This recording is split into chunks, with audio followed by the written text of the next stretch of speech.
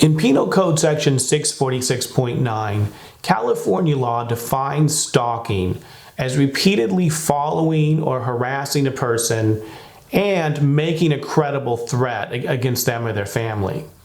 Now, our common sense notion of stalking is following a person, gathering a bunch of information about a person, and that can contribute to the crime. But in California law, for it to be of stalking, the person also has to make it credible. Now, stalking is a wobbler, which means that it could be filed as a misdemeanor or a felony. If it's filed as a misdemeanor, the person faces only up to a year in county jail.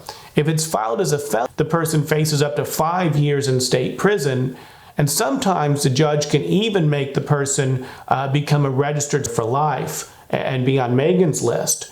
So a conviction is really devastating for a person. Now, that said, stalking is one of those crimes where a lot of innocent people get wrongly accused and unfortunately wrongly convicted. And we see that for a number of reasons. First of all, the threat that was made may not be credible.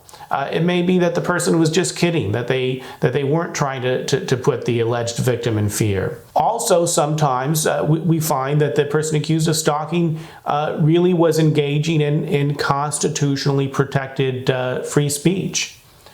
And sometimes we find that a situation was just blown out of proportion, and we have a client who was either misidentified or was wrongly accused.